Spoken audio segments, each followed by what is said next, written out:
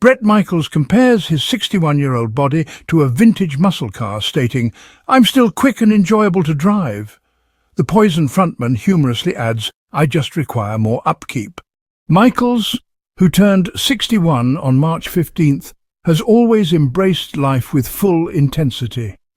Despite facing challenges such as health issues related to his type 1 diabetes, a life-threatening brain hemorrhage, and a stroke in 2010, he continues to persevere in his career.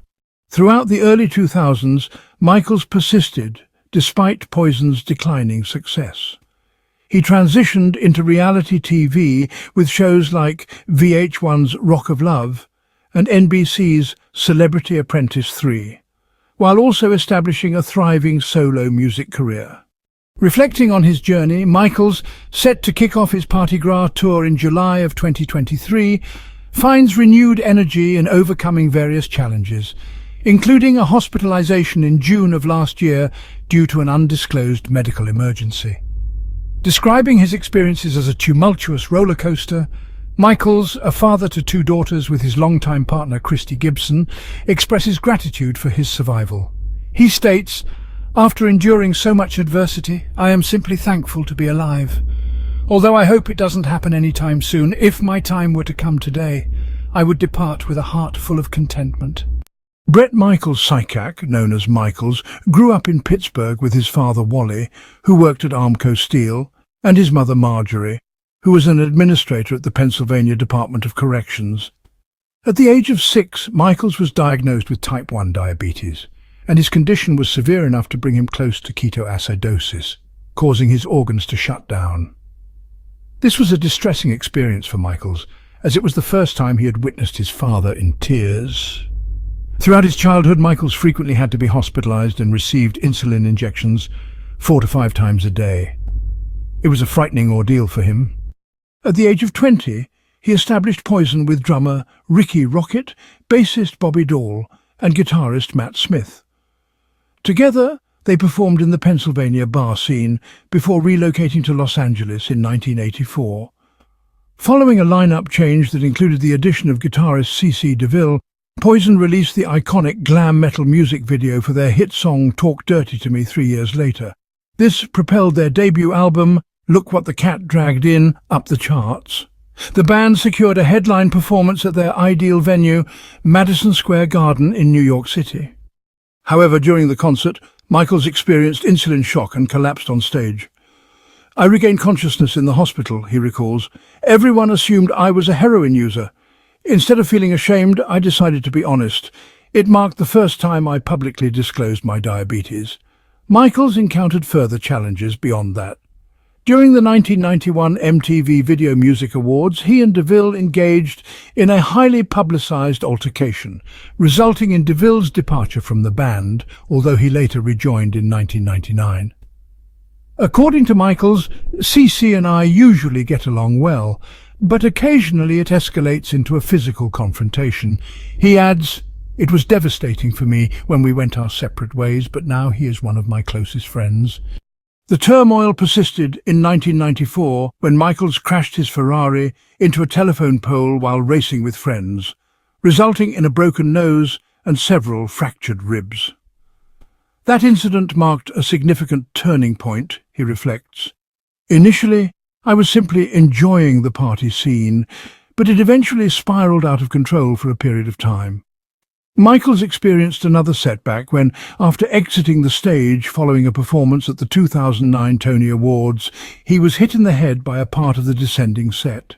He later settled with CBS in 2012 for an undisclosed amount after suing them. A year later, while participating in Celebrity Apprentice, he underwent an emergency appendectomy, suffered a near-fatal brain hemorrhage, and had a stroke. The cause of these health problems remains unclear, but it is known that diabetes can elevate the risk of hemorrhage and stroke. Despite having regained his health, he emphasizes his commitment to follow through on his words, stating, "If I make a promise, I always fulfill it." This determination drives him to seize control of his life. While his ambition remains unwavering, Michaels now draws inspiration from the most significant women in his life. Observing his daughters, Rain, a 22-year-old sports journalist, and Georgia, An 18-year-old recent high school graduate brings him immense joy. He imparts his wisdom to them daily, reminding them of the journey they are embarking on, with its ups, downs and challenges.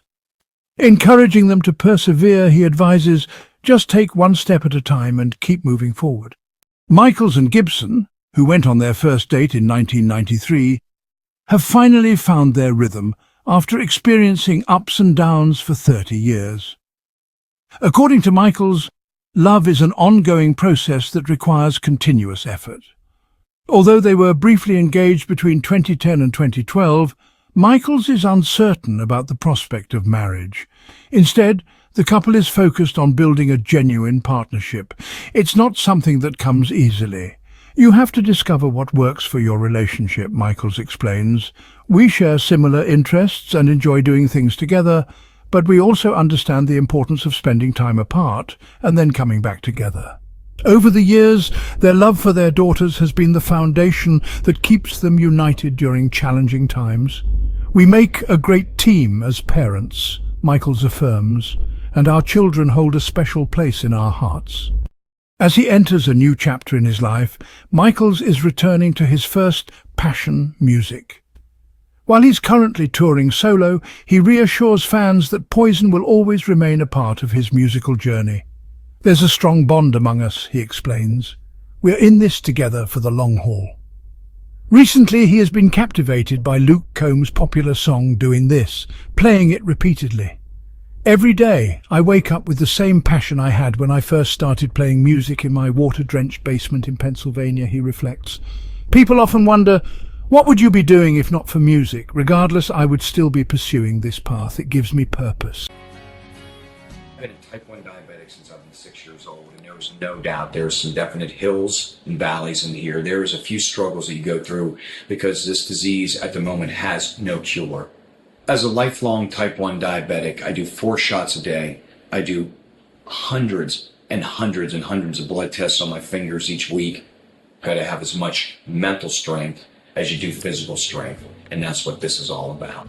I can go around the world, I can rock the world, I work hard, I play harder, I have fun, I get it done, but I manage this disease, and that's what's so important to understand. You can actually live an amazing, healthy life. I've been around the world 25 times.